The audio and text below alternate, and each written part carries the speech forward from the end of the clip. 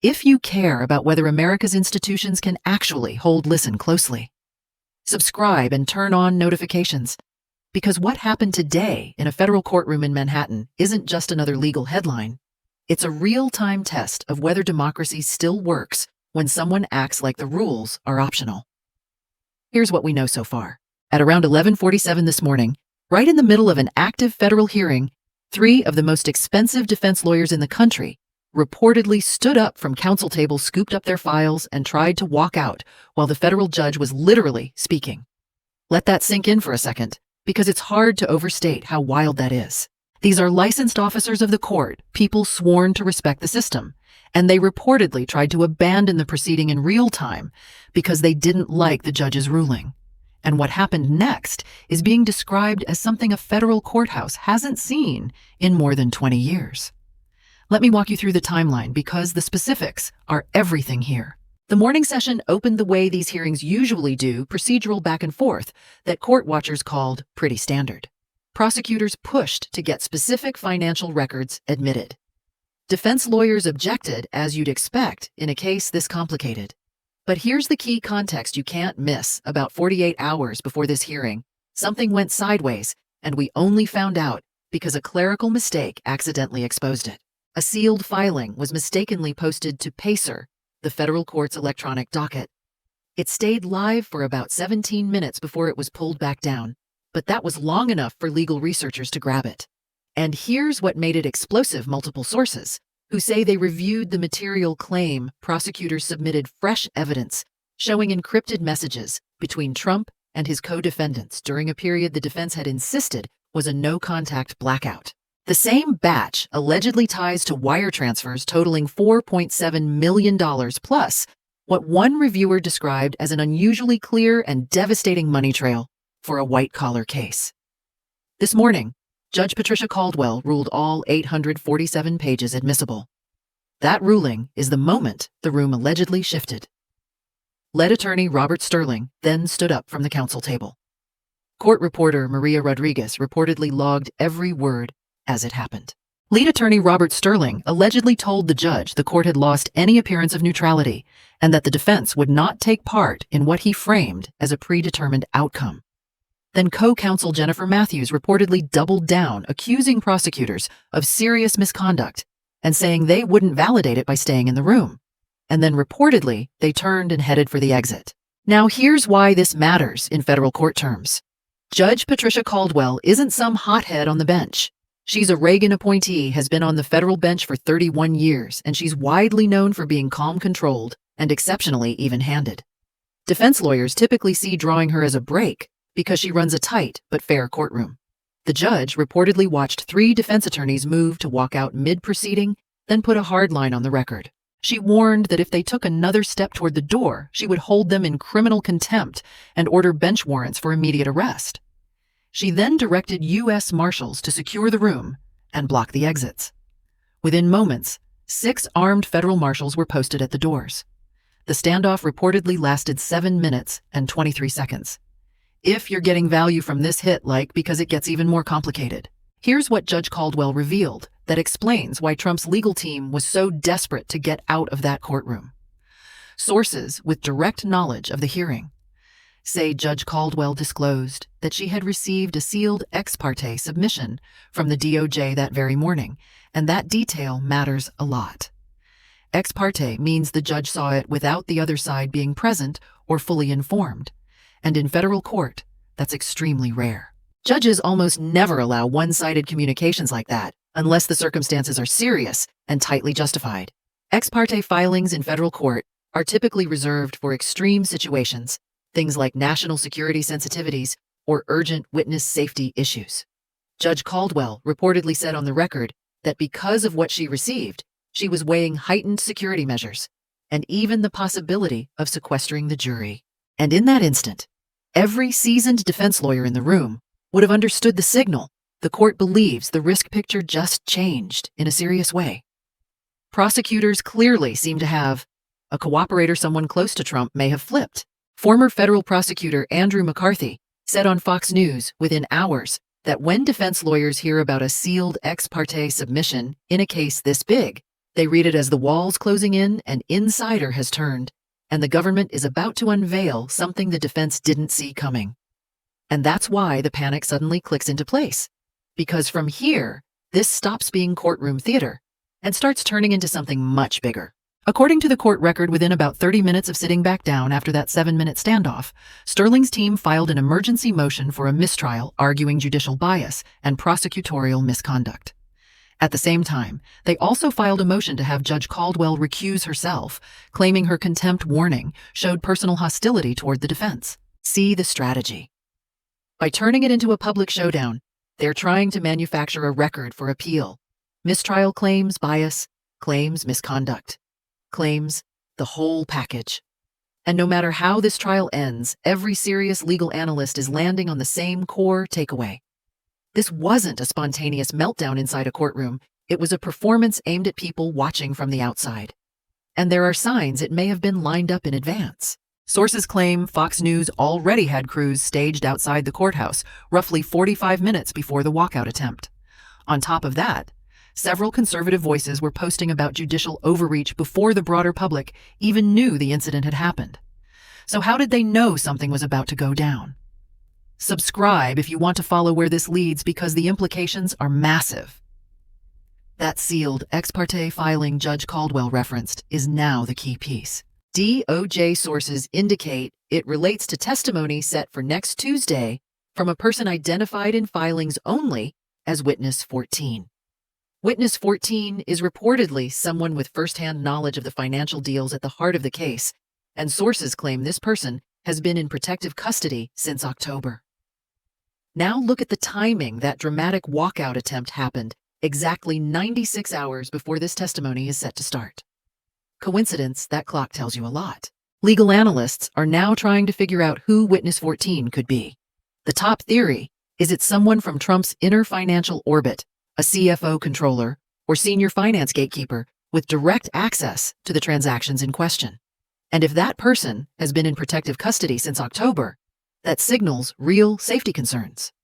That level of protection is usually reserved for cases that carry organized crime or national security type risk. If Witness 14 gives prosecutors what they're expecting, it could be devastating for the defense.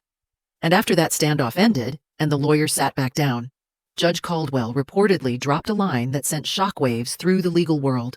Because counsel tried to abandon their client mid-proceeding, she was considering appointing shadow counsel to safeguard the defendant's Sixth Amendment right to representation. Shadow counsel is basically a court-installed backup defense team lawyers who sit there, track everything, and can step in immediately if the current attorneys try to bolt or withdraw. Think of it like Broadway understudies, except here the stakes aren't a missed performance. It's someone's freedom and the credibility of the justice system itself. The financial fallout is already hitting in a real way. Based on FEC filings, Sterling's firm has reportedly billed more than $12 million in legal fees. Then late Friday, Bloomberg reported the firm was in emergency discussions with its malpractice insurer, and sources say the insurer is worried people inside the legal insurance world are warning the firm's coverage itself could be in jeopardy, which could leave partners personally on the hook financially.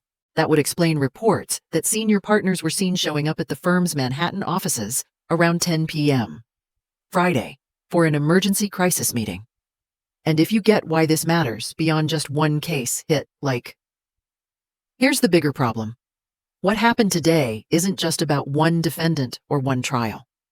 If lawyers can try to walk out the moment a ruling goes against them, the whole system starts to break because every case becomes hostage to tantrums and stunts. Judge Caldwell clearly understood that risk, which is why she reportedly put it on the record that the court will not allow counsel to game the process through deliberate, calculated disruptions. If that kind of stunt ever worked, it would become a blueprint for every desperate defendant. Lose a key ruling trigger. A scene force a mistrial. And that's exactly why Caldwell's warning matters. She's signaling the court won't let counsel weaponize walkouts to hijack the process. Because once that door cracks open, anyone staring down a conviction could simply tell their lawyers to bolt and then argue the whole trial was tainted. And here's the wild part. In modern U.S. federal court history, there are only a handful of truly comparable moments. Just 3 cases are commonly cited, where defense teams tried to abandon a client mid-trial. There are only a few modern federal examples that even come close to this. In 1978, mob attorney Frank Regano tried to walk out during the Santo Trafficante case and reportedly ran straight into disbarment-level warnings. In 1992, the BCCI banking scandal saw 2 defense lawyers attempt to withdraw, but the court kept them in the case under the threat of contempt. And in 2009, Bernie Madoff's first legal team tried to quit, just 2 days into testimony, only to be ordered to continue anyway. In every one of those 3 cases, the defendant still ended up convicted, and the attorneys paid a heavy professional price. That pattern is hard to ignore. And the political blowback hit instantly. Within minutes of the walkout attempt, Trump's Truth Social account posted a message praising his lawyers as fighters and framing the proceeding as a rigged trial. The messaging machine kicked in immediately. Within minutes of the walkout attempt, Trump's Truth Social account posted that his lawyers were fighters, refusing to accept a rigged trial, framing it as a judge threatening arrest and election interference. That post reportedly cleared 2.3 million views in the first hour. Republican senators jumped on fast. Tom Cotton argued that judges threatening to arrest defense attorneys is banana republic territory, while Elizabeth Warren fired back that nobody is above the law, including lawyers who try to disrupt or sabotage court proceedings. But here's the part that really lands. A Reuters/Ipsos flash poll from Friday night reportedly shows the public isn't buying the walkout stunt. About 67% of Americans said they disapprove, and that includes roughly 48% of Republicans. And around 72% agreed with the core principle that nobody is above the law, even former presidents. That's why this is getting awkward fast, because even some of Trump's usual legal defenders are having trouble justifying what happened. Alan Dershowitz told Newsmax that walking out on a federal judge is basically indefensible. There are formal ways to challenge rulings, and ditching the courtroom mid-proceeding isn't one of them. And when even Dershowitz won't ride to your defense, you've stepped over a line most people didn't even realize was there. Here's the detail that hasn't been widely reported. A defense paralegal speaking anonymously claims Robert Sterling got a text at 11:42 a.m., just 5 minutes before the walkout attempt, that said only 2 words: abort mission. The source alleges it came from a senior Republican strategist tied to the team's PR planning. If that's accurate, it points to something bigger than legal frustration. The scene may have been staged for political optics, not courtroom necessity. Judge Caldwell seems to have drawn the same inference. In a written order filed Friday night, she flagged an extraordinary concern. The court has grounds to think parts of today's spectacle may have been coordinated with outside actors for motives that have nothing to do with a fair trial or the proper administration of justice. Judge Caldwell made it clear that any future effort to turn this courtroom into a political stage will trigger serious consequences, including criminal contempt, steep financial sanctions, and referrals to bar regulators. Think about what that means. A sitting federal judge has now put it on the record that she believes today's drama wasn't just legal heat. In the moment, it looked like coordinated political theater involving outside players. Let that land. After the chaos this morning, courthouse security was reportedly bumped to the highest level. The U.S. Marshals added extra screening measures, including more metal detectors, and everyone coming in faced tighter checks. NYPD increased its presence around the building, and the FBI's New York field office was reportedly put on standby. That is not normal protocol for a routine court day. During the afternoon session, a note was reportedly handed to Judge Caldwell, triggering an immediate sidebar. Sources claim it came from court security warning that several individuals linked to far-right militia groups had been spotted near the courthouse. No specific threat was confirmed, but their presence instantly raised the temperature in an already volatile situation. Judge Caldwell reportedly put both sides on notice that any effort to inflame the public or trigger disorder would bring an aggressive response from federal law enforcement. And the shockwaves didn't stay in the U.S. Overseas European legal watchers reacted with disbelief at the courtroom spectacle. In the UK, a former head prosecutor publicly suggested that in most common law systems, conduct like that would likely lead to immediate custody, not a warning. French outlets blasted the story with headlines, basically saying American justice is in chaos as Trump's lawyers defy a judge.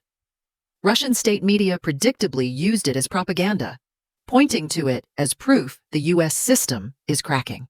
And that's the bigger warning here. The fact these attorneys even felt bold enough to try a stunt like this suggests a real erosion of respect for judicial authority, with consequences that reach way beyond one courtroom. If you're still here, subscribe, because this is the most critical turn in the whole story. Sources close to Trump's inner circle say there are now real conversations about wiping out the current defense team and bringing in a new one. And the names being floated aren't safe mainstream picks. They're some of the most controversial lawyers in the country. They're even reportedly considering attorneys known for taking the most extreme clients: war crimes, defendants, and terrorism suspects. Like the mindset is, if we're going down swinging. And that puts Judge Caldwell in a brutal bind. If she lets Sterling's team walk away, now the trial could stall for months while new lawyers get up to speed. But if she forces them to stay when they clearly don't want to, the defense can later argue ineffective assistance and build a serious appeal record. One former Supreme Court clerk described it as cynically brilliant. The defense has boxed the judge into a corner where every path comes with major downside.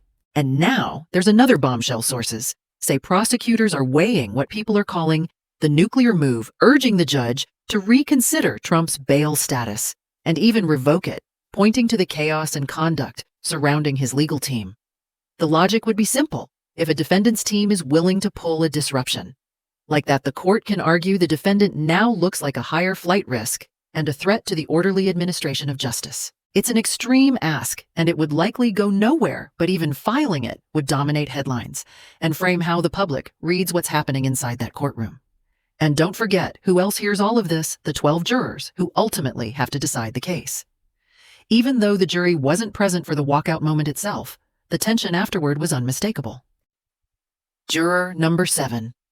A retired Brooklyn teacher was reportedly seen shaking her head repeatedly as the defense made its arguments. And juror number 3, a small business owner, appeared to be writing nonstop whenever Judge Caldwell addressed the defense team directly. Jury consultant, Dr. Patricia Williams told CNN that when jurors see a judge and defense team in open, high-stakes conflict, many read it as a sign of panic, even guilt, because why would lawyers risk their careers unless they believed their client was in deep trouble? So even if the defense scored a few procedural points today, they may have paid for it where it matters most: the jury's perception. On Monday morning, Judge Caldwell is set to rule on the defense motions for a mistrial and for her recusal, and she'll also decide whether witness 14 testifies on schedule. If Sterling's team tries another stunt, she's already warned the consequences will be immediate. And sources say U.S. Marshals have been briefed on arrest procedures for attorneys, a step that by many accounts is almost unheard of in a modern federal courthouse. Look at the timing. With roughly 11 months until the 2024 election every day, this trial drags on as a day Trump can't fully lock in on campaigning. That's why some analysts think the walkout was aimed at one goal: trigger a mistrial, then shove any redo past Election Day. It's a high-risk, high-reward play that treats the courtroom like just another political battlefield. Judge Caldwell reportedly isn't going to let the schedule get hijacked. Sources who claim to know her thinking say she's willing to run court 6 days a week if that's what it takes to keep the case moving. She's also reportedly weighing tighter media rules if she believes the coverage is feeding the courtroom theatrics. What happened today wasn't just a legal tactic.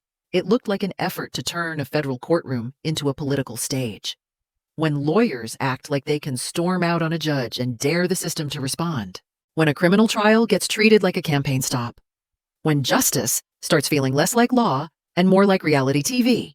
This is the kind of moment where it feels like we've crossed into territory. The system wasn't built for where legal norms collide with political spectacle. And it's telling that even some Republicans are starting to back away from these tactics. Senator Mitt Romney put out a statement stressing that respect for the courts is foundational to democracy. And while every defendant deserves aggressive representation, trying to bolt from a federal courtroom crosses every imaginable line. Even Senator Josh Hawley, usually one of Trump's most reliable defenders, reportedly stressed that lawyers have to follow proper procedures when asked about this. And when you start losing the Josh Hawleys of the world, it's a sign the legal strategy has a real credibility problem. But the deeper damage goes beyond any verdict. Every American is entitled to competent representation and a fair trial that still operates inside the rules, not around them. When the rules start collapsing, when attorneys try to walk out instead of dealing with a ruling, they don't like it. Sends a dangerous message that the system can be bent by anyone with enough money and nerve. That isn't justice. That's chaos in a tailored suit charging by the hour. And the stakes here are bigger than any single defendant or any one trial. If this approach works, turning a criminal trial into a political circus, it becomes a template for every rich defendant with a big platform.